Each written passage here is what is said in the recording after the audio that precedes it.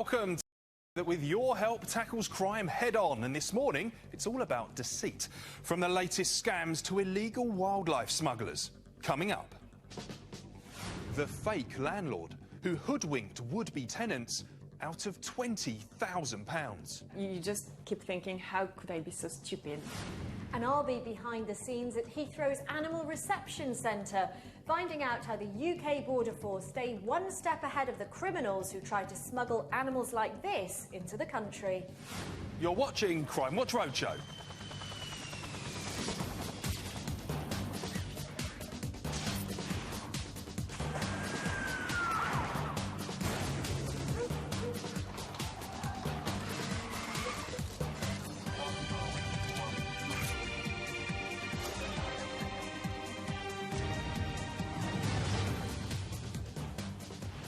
Hello and welcome to Crimewatch Roadshow. We're with the police asking for your help to hunt down criminals on your doorstep.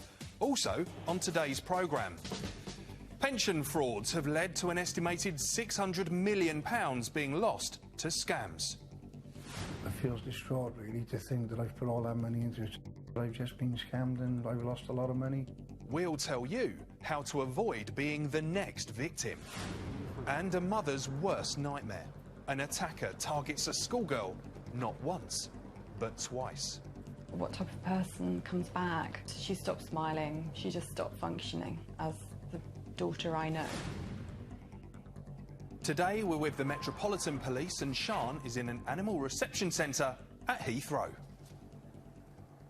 Rav, kitten or crocodile, this centre has to be ready to deal with any creature that comes into the country by plane, legal or otherwise. I'll be getting a behind-the-scenes look at the work they do here. Sounds good, thank you, Sian. But first up, a cautionary tale for any would-be tenant. A flat in fashionable North London at a reasonable rate is like gold dust. So when volunteer Anne-Catherine from France started looking for a marital home, she knew she would have her work cut out. It's a very competitive market, I would say, especially in London. It's just crazy. With her wedding day looming, the pressure was on. I was on my own here because he was still in France working. So it was my mission, basically, to find where to live. Anne-Catherine found a website which put would-be tenants directly in touch with landlords, cutting out agency fees. And it wasn't long before she struck gold. It was an ex-council flat, but it was very clean and tidy. The price was about 1,100 a month. Maybe I was a bit naive, but I thought it was plausible and it was a good deal, actually. Anne-Catherine rang a man called Mustafa, who she thought was the landlord, and arranged a viewing. When I had this viewing, I could confirm it was just perfect. So I was like, okay, I love this flat. It's exactly what I was looking for, so what can I do to secure it? Anne-Catherine agreed to pay 3 months' rent in advance, plus another month's deposit, almost £4,500 in cash. You don't feel, in a position of strength, I would say. You know that if you don't agree this and this and this, someone else will get this flat. 2 days later, she met Mustafa to collect the keys and contract to her new home. I felt a bit nervous, it was the day I had to give him so much money. Mustafa didn't have the right paperwork, but although she was uneasy, Anne-Catherine felt she had to see it through. I felt a bit, more and more under pressure at that moment. But she was reassured when Mustafa agreed to go with her to the bank to collect the cash. I felt so relieved, everything finally went well. He had his money, I had the keys, they were working, so it's over. And a few days later, Anne-Catherine enlisted the help of a friend to move into the flat she was so proud of securing. But her dreams were shattered when a sign on the door revealed the flat had been used as part of a scam. Anne-Catherine had been defrauded out of almost £4,500. Even worse, she and her fiancé still had nowhere to live after their wedding. I just thought I had found the perfect nest for me and my husband after the wedding, but finally it turned out that Yeah, I ended up on the friend's sofa. That's exactly what happened. Yeah. The fraudster had never owned the flat, just rented it for a single week. Posing as the landlord, he had fooled Anne-Catherine out of her deposit. And she wasn't the only one. In just 7 days, he had conned a total of 12 victims out of over £20,000. It's a very common rental scam. What they deliberately do is they will put an advert in with a very competitive rate, so they can get lots of interest and get lots of emails, lots of inquiries, and ultimately lots of victims. But although he was clever, the scammer had made one serious mistake. He normally meets the tenants away from CCTVs, very cautious, very aware of what areas to meet that don't have CCTV. But this time, he had gone with Anne-Catherine to the bank, where his face was caught on camera. Now Anne-Catherine's only hope is that the man who did this to her will be brought to justice. How can he cheat, on so many people? I mean, I think it's just crazy. I felt frustrated and, of course, anxious.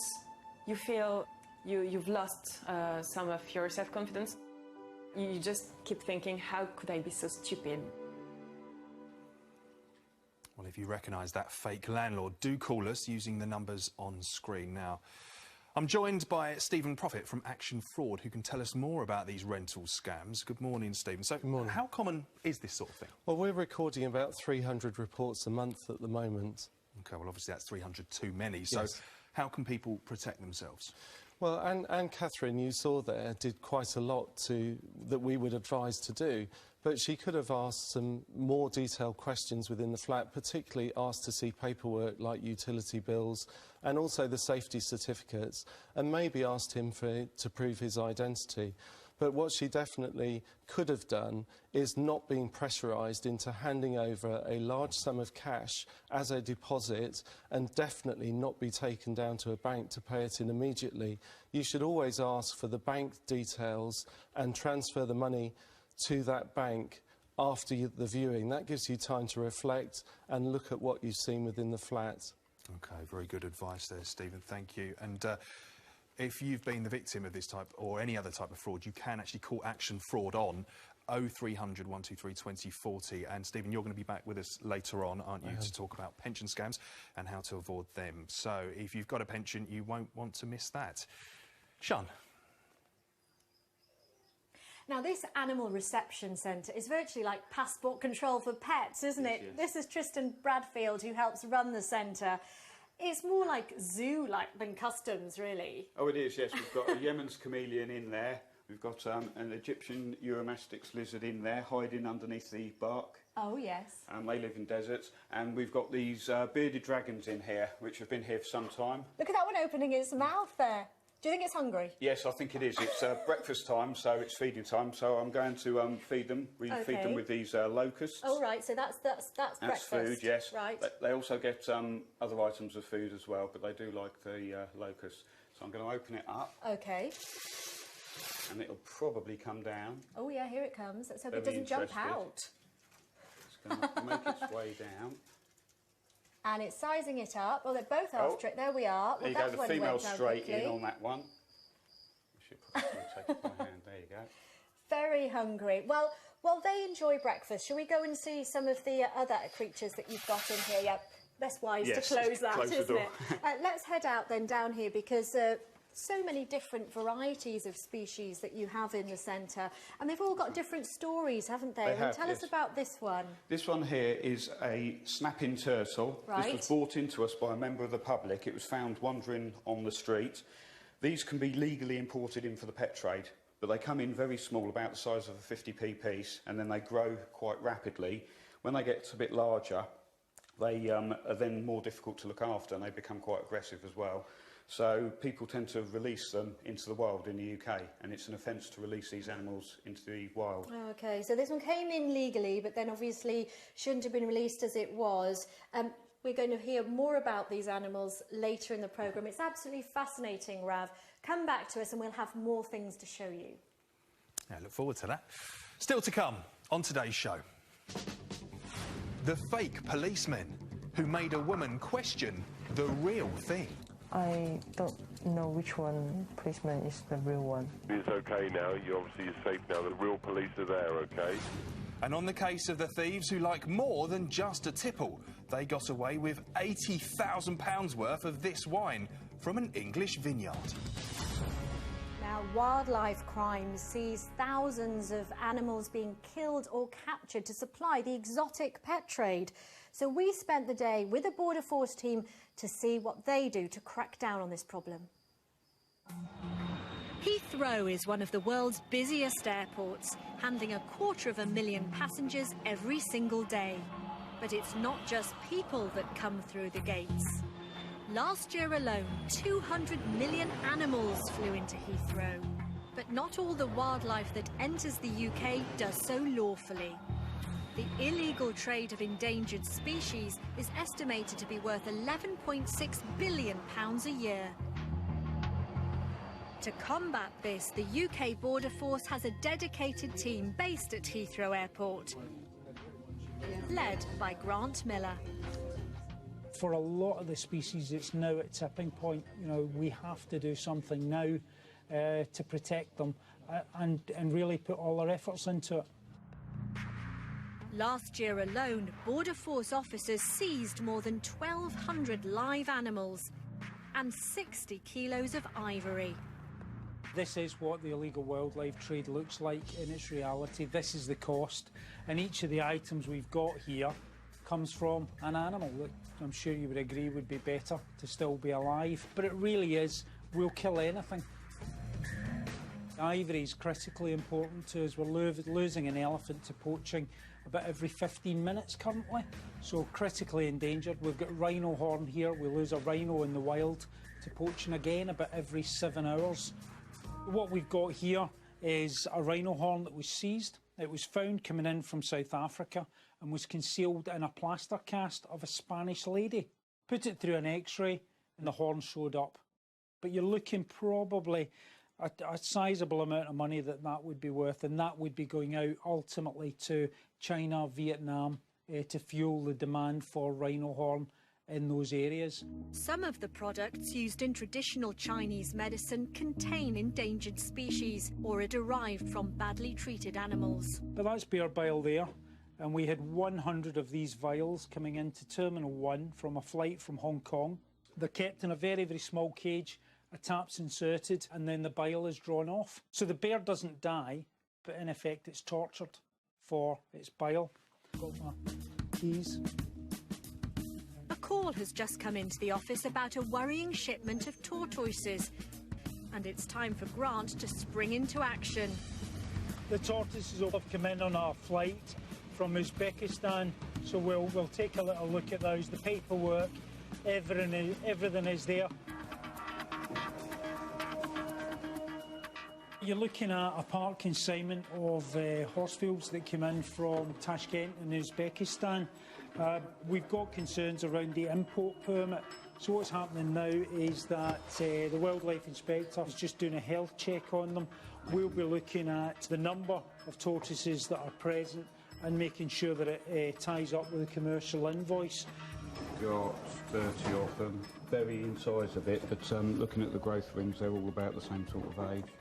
Well, in a pet shop, you're probably looking at these would retail in excess of £100, you know, so yeah, they've got about 400 tortoises there, so it is a valuable shipment.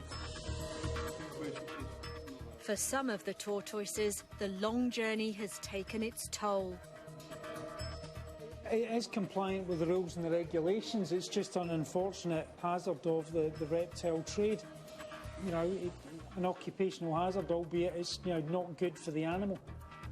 But Grant is also worried that the tortoises don't have the required licence.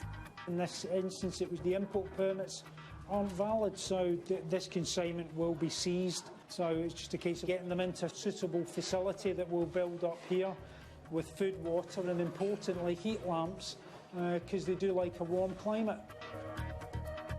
I think it's similarly human greed. People aspire to have things that they want, and too many people aren't interested in the fact that the animals are endangered. Well, I'm with Grant Miller, who we saw in the film there, and some of the tortoises. This particular one looks very cute. He's popped out to say hello there. What's going to happen to them now, Grant? Well, these are now formally seized, so they become Crown property. So the Queen has no idea the number of animals that she actually owns. We will be rehoming them, taking scientific advice so that they're actually rehomed where we can add value to the conservation of the species. So, yeah, they will have a good future. That's good to hear. And it's really worthwhile me mentioning why we're wearing these blue coats, actually, because we're in the quarantine section of the centre now. The other part where we were earlier, obviously we didn't need to wear these blue jackets. Obviously, it's all for the safety of the animals and our own safety. Yep. Let's go and have a look at what else is here, because obviously you're protecting animals. That's what you want to do. But there is this huge demand, isn't there, for exotic pets? The illegal wildlife trade is fuelled by greed. It's people wanting what they can't have, and we had an incident last year, San Salvador rocket iguanas, 13 of them in a suitcase at Heathrow, out of a population of a couple of hundred, smuggled from the Bahamas. Pure greed, pure organised crime, and high-end criminals that are targeting some of nature's absolute gems for their own personal gain. Absolutely. Grant, thanks very much. Well, let's go and see who we've got in here then with Tristan. Who's your friend, Tristan? This is Dave. He's a white-throated monitor, part of a seizure from a short while ago. He came in a bag that was too small, so the packing wasn't correct. So there was a welfare issue there, and because it was in breach of the regulations, it also invalidates the endangered species permit. So he was seized with a group of other lizards. He's grown a bit since then, as you can see, and we now use them for training purposes. So can you show me sort of what you would be doing? Because obviously it's with officers from the Met that you would use as a demo. From the Met Police, also Border Force, and also local authority staff. So we'd come in and show them how to catch them up. They can use this tail for whipping, and this one sometimes will puff itself up and whip with its tail. It's quite large, as you can see as well, but we show them how to pick them up properly, supporting the weight of the animal. There we go. So as like you can see, it's whipping its tail round, so I'll tuck it underneath my arm there somewhere. And, so vital for officers who may come across one of these, in somebody's house? Yes, they could do. There's many species similar to this. Some are more aggressive than others, so this is one way of handling them, but certain other species have to be restrained more. And of course you'll work with the Border Force unit here. It's a partnership approach, I know, using all the skills. Thank you very much for showing us how it's done this morning.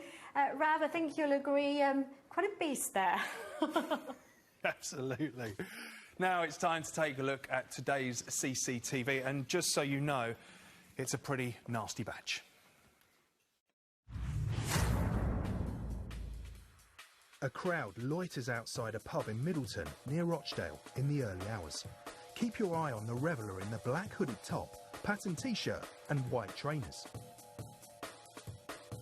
After a while, he moves to the edge of the group, but what he does next is bang out of order. He swings a right hook and decks one of the men. The man's head hits the railings on the way down.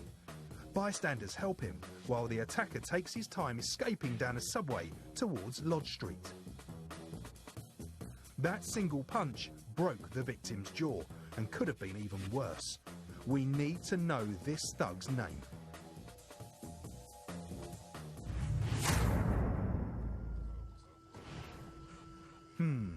I have a bad feeling about this hooded shopper.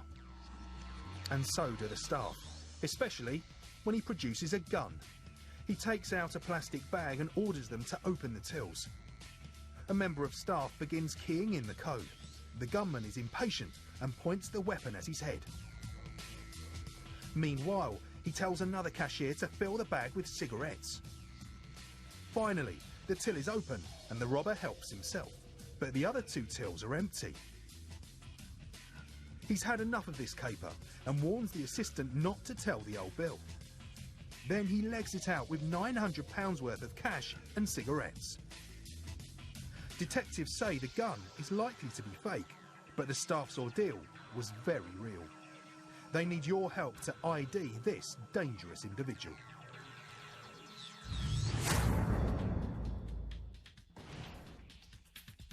This masked man is armed and dangerous. He swings what looks like a samurai sword in a Burnley bookies, and the staff run for their lives, but only one escapes. Alone, the female cashier watches in horror as he wields the sword again.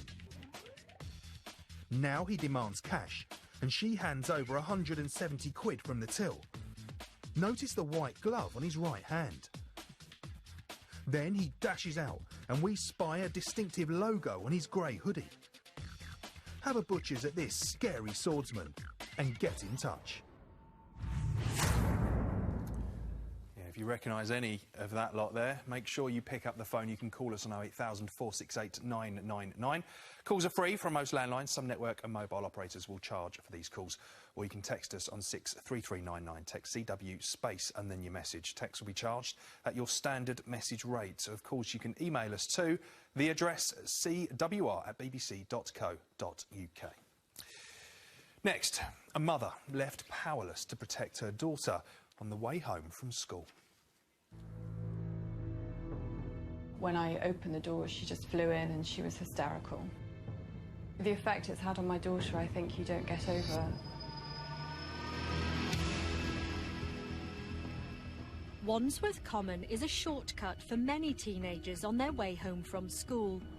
But one November afternoon at twilight, the path of a 15-year-old girl was blocked by a man. Suddenly she was approached by this much taller guy, and he asked for her phone, and she just stopped. The teenager didn't have her phone, but was too scared to respond, so the man grabbed her by the arm. As his jacket opened, the victim saw he was carrying a large knife. We've told her so many times, you know, what to do if something like that happens, to scream, to shout, to kick, to do anything. But actually, when it comes to it, I think you just utterly freeze. The mugger hadn't got what he wanted, but he retained a tight grip on the victim's arm. Luckily, at that moment, the stalemate was broken by a passerby. The attacker fled back into the bushes and the girl ran home. I heard a really frantic knocking on the door because she didn't have her keys. And when I opened the door, she just flew in and she was hysterical. She was crying. I sat her down, tried to calm her down, and I called the police straight away. The incident was reported almost straight away. Officers responded and took her for a drive round the area to try and find her assailant, her attacker, but unfortunately wasn't found. In a way, I suppose we felt quite lucky, if that doesn't sound strange to say it, but it could have been so much worse. As a precaution, the family made sure that the schoolgirl didn't walk home alone from then on. Things slowly returned to normal. Well, it was December the 1st, and I remember that morning she'd woken up and said to me, "I'm so happy it's not November anymore because I can begin to really put this behind me now. It's a different month." That evening, the teenager attended an after-school sports event. Afterwards, she'd arranged to meet her mother to get a lift home. Either I was just passing by, had passed by, was about to pass by, so the timing was quite tight, really. Suddenly, she was grabbed from behind, a hand clamped across her mouth, and she was dragged off the path. She knew that it was the man from the first attack because the first thing he said to her was, "Why did you have to call the police the first time?" Instinctively, the girl bit hard on the man's fingers and he let go. He then punched her in the cheek and she fell backwards against a tree.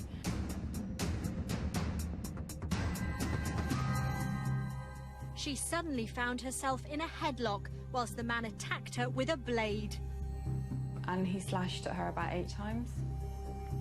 And somehow she managed to get away. Still bleeding from her wounds, she managed to escape. When she said it was the same person, I just was incredulous. I just thought, what type of person comes back and teaches her a lesson? And in fact, when he finished slashing her, he actually said sorry. Obviously, the fact that this individual is going out with a knife and committing these attacks, and on this occasion was prepared to make use of it, is very alarming. The level of violence is clearly escalated from what happened first time. It's a very rare incident, but we would like to catch this individual. The effect on the teenager has been profound. She stopped eating and she stopped sleeping. And she's always been a really, really happy girl, and she stopped smiling. She just stopped functioning as the daughter I know. The schoolgirl's been left with scarring on her side and a hairline fracture to her cheek where she was punched. But what I really can't understand is him coming back, the retaliation. I really would like him to understand that those few seconds have had such an effect for months now. And I'm joined now by DI Gerard Frayne, it's gone away, and in fact, it's still there. She was followed, do you think, because it happened not just once, but twice? I'm keeping an open mind. We don't know if she was singled out and targeted. Oh, let me just stop you there and introduce you to DI Gerard Frayne, who's leading this investigation. Obviously, we want to catch this person. Yes. It was a very frightening attack that happened not just once, but twice. I mean, do you think the victim was being followed? I'm keeping an open mind. I don't know if she was singled out and followed or if it was just a chance occurrence, so I'm keeping an open mind on this. OK, well, there was a weapon that was used on both occasions. What can you tell us about that? First, on the first occasion, we know that the suspect had a black-handled knife, like a kitchen knife.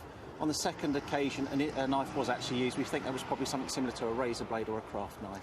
So what about the description of this man, then? It's a 16 to 19-year-old black male with a goatee beard, about 6 foot tall and slim. He was wearing a black jacket with a black hooded jacket, blue jeans and a chain for a belt. OK, so what are you appealing for today? We're looking for anybody who has any information on this offence at all to come forward and to make contact with us. We'd obviously like to catch this individual. Absolutely. And, of course, the victim's mum very worried. But we should stress, shouldn't we, this is a very rare case. Yes, it's a very unusual incident. We'd certainly like to catch this man. OK, thanks very much. And if you can help, you know what to do. Get in touch with us on the usual numbers. Now, we're looking at deception in the programme today, and this one could affect all of us who have a pension. The rules around getting access to your pension have changed, and some worry fraudsters are taking advantage of it. Stephen Proffitt from Action Fraud is back with me again to explain more. But first, let's hear from Graham and his daughter April. He invested £100,000 of his pension, but hasn't heard from the company since. It feels distraught, really, to think that I've put all that money into it for 24 and a half years. And feels that I've just been scammed and I've lost a lot of money. The possibility of not being able to retire as soon as he may have liked, it's added more of a strain to him, and it's made him half the man he used to be. As such, sometimes I look at him and I think it's difficult to look at him and not recognise him sometimes. I mean, it's just unbelievable, Steve. And with the rules changing, you're worried we're going to see a lot more of this type of thing? Yes, we are. There's more opportunity for fraudsters to take your pension from you with the new rules. You can take a tax-free lump sum of 25%, and then obviously you're looking to invest that. That's another opportunity for fraud. So we would say make sure that any investment you do, the companies you're investing with are registered with the Financial Conduct Authority, the FCA. Because that's good advice, because there are some ways that people are getting contacted which you would say absolutely avoid at all costs, things like text messaging. Yes, text messaging and cold calling. A significant number of our victims of this are cold called. You are making life-changing decisions about a significant sum of money. You do not have to do it on the spur of the moment. Always seek independent financial advice before making a decision about your pension, because once you've moved it, it's gone. You cannot put it back again. So independent financial advice is what you should be undertaking. Don't do it on the spur of the moment. OK, great advice, Stephen, thank you. And if you need some advice on your pension, you can speak to the Pension Advisory Service. Details of that are on our website. Sean. Next, how answering the door late at night to 2 police officers led to a terrifying ordeal. I'm scared of opening the door. I don't know which one policeman is the real one. It's okay now. You're obviously safe now. The real police are there, okay? Okay. Central London's Chinatown is a tourist hotspot. But for Sally Huang, it's a workplace. She handles the takings and payroll at 2 busy restaurants. After cashing up one Sunday evening last August, Sally headed home with £6,000 in cash to do the payroll. she finished up dividing the wages and then packed up for the night. At 1 o'clock in the morning, she had some unexpected visitors. Sally Kwan, open up, police. I feel quite strange because I don't understand why so late that policeman knocked at my door straight away and know my name, actually. The officers told Sally she was under investigation for tax fraud and showed her a police warrant to search her flat. Sally's Chinese national and her English isn't fantastic, so believing that she's confronted by two police officers in uniform holding what she believes to be a warrant allows them access to her flat. It's at that point that things start going very wrong. They handcuff my hands and tell me to sit down. They just ask me, where's the money? The intruders seemed to know that Sally might have takings at home. Work in the restaurant, you got the money from the restaurant. Sally was left powerless whilst the intruders ransacked the flat. I just crying at that time, and I can't, thinking anything. As the search continues, the threats towards Sally become increasingly more violent. A knife is placed against her throat on a number of occasions. I feel scared. I just feel scared. She is threatened with death. They'll cut her throat and she'll never see her friends and family again. She was left in fear of her life whilst the robbers uncovered the £6,000 worth of takings. But the two aggressors wanted more. Sally's described feeling absolute terror, real sense of fear. The men seemed to be under instruction from a caller on their mobile during the search. Someone's on the phone with him. Keep tell him I got the safe at home. Where's the safe, huh? Where's the safe? They insist on the safe. I say no, I don't have any safe. Whilst continuing to rummage through her belongings, the intruders found Sally's diamond jewellery and a letter from the hospital. The letter say I got appointment tomorrow for the baby, and then he know I'm pregnant. Even the knowledge that Sally was 12 weeks pregnant didn't put an end to the threats of violence. You put the knife into my belly, say, just threaten me, tell me where's the safe, otherwise your baby got hurt. I keep crying, just begging him not hurt my baby. Finally persuaded there was no safe, the pair left with their haul, using Sally's handbag. When they left the property, they threatened me not to call the police, otherwise, he know where I work, where I live. Despite the threats, Sally mustered up the courage to call 999. Hello, police service. How may I help you? Hello, I just got robbery from someone protected me, the police officer. They searched my flat and then robbed my flat.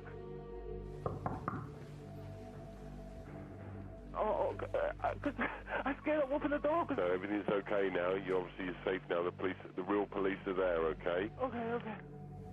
It's the police. When the real police come in, they are in the same uniform. Actually, I still not trust them.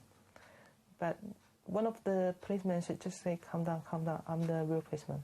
It must be a worst nightmare for someone threatened with such violence. The crime has left Sally traumatised. Nightmares. Couldn't sleep very well, properly, you scared sometimes because I changed all the locks. This shows to me that these people have really done their research about Sally, her movements, and done their homework about how much money they're going to get, where the money comes from, and how best to go about doing it. And I think they are very, very calculated individuals, and they need to be found, and we need to stop them. Well, I'm joined now by DC Andrew Deemer. First of all, Andrew, how is Sally now? Since the incident, she's doing really well. She's had a little baby girl, and both mum and baby are doing very well. Well, we're really pleased to hear that, because there could have been a different outcome here. Absolutely. It was a very traumatic incident and could have had a real lasting repercussion for Sally, but she's managed to get over it quite well. Yeah, they were vicious attackers who were also very convincing, and they seemed to know a lot about her. They did. They seemed to know, where she lived. They were able to talk to her, converse with her, and they were dressed, obviously, in fake police uniforms, which were convincing enough to get through the front door. And certainly put her off, and then obviously, as you know, the attack took place, and it's quite a prolonged attack on her. Indeed. Let's get to the descriptions then, because you've got an e-fit of one of them, haven't you? We have, yeah. The e-fit is the main guy, the guy called Danny. As you'll see, he's got blonde hair, blonde spiky hair. There is a second outstanding suspect. He's a white male, slightly older, about 28 years old, a little bit taller, stocky build. He's got short, dark hair, which is slightly greying.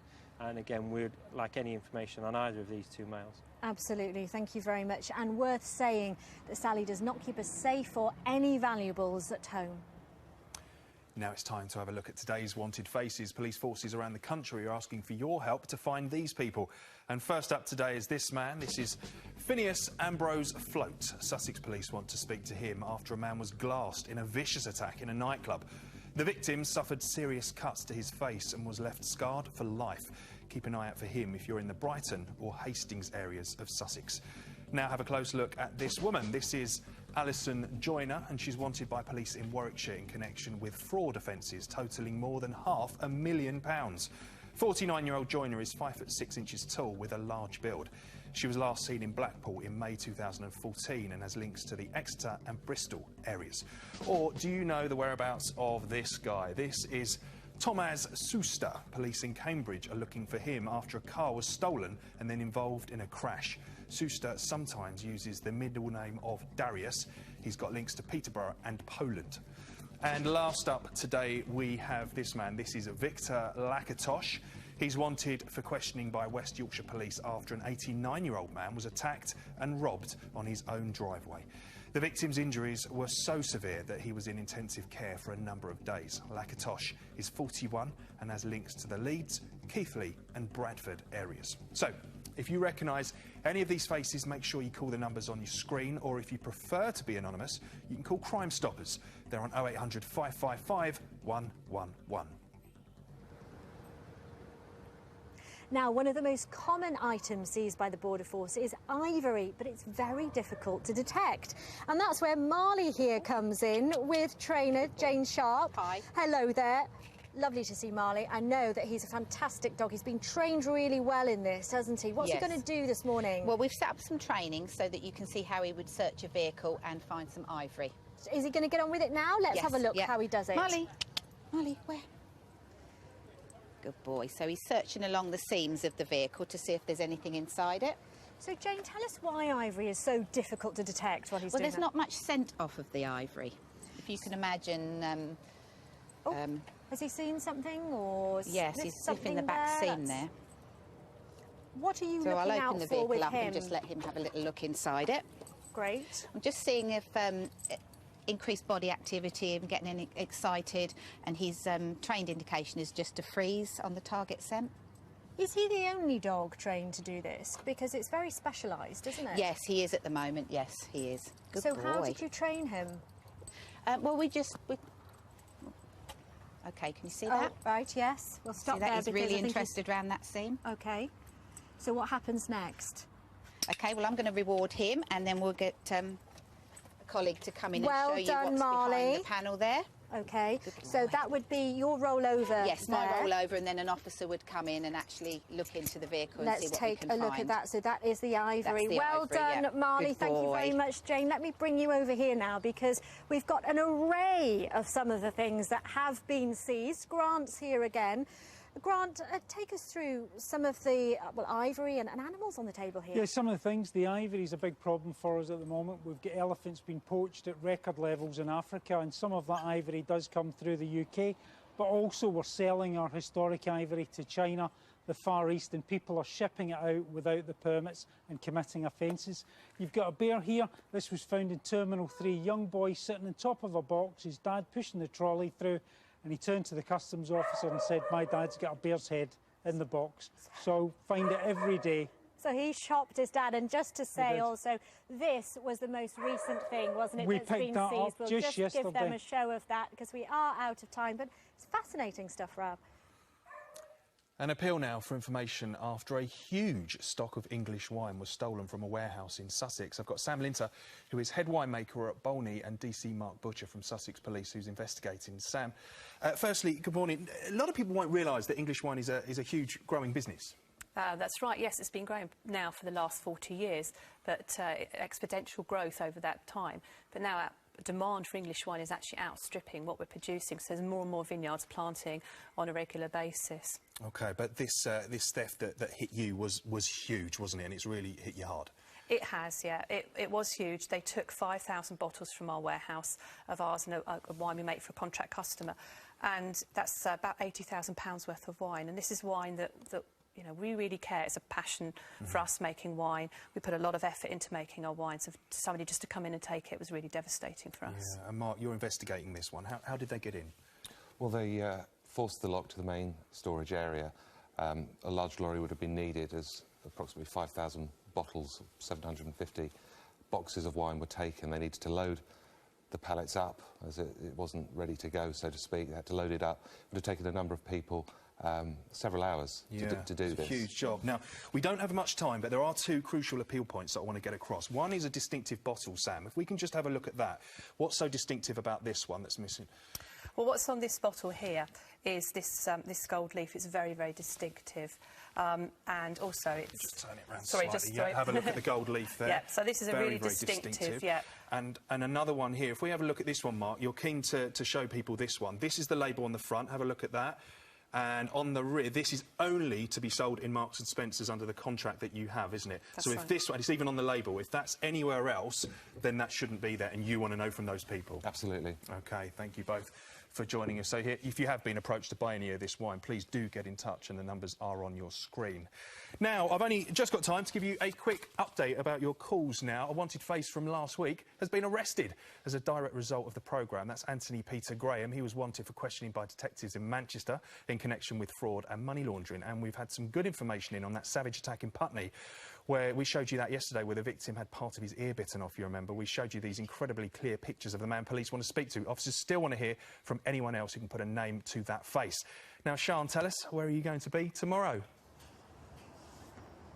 Rav, tomorrow I am going to be in Essex. I hope that the sun will be shining because we're going to be on the seafront in Clacton.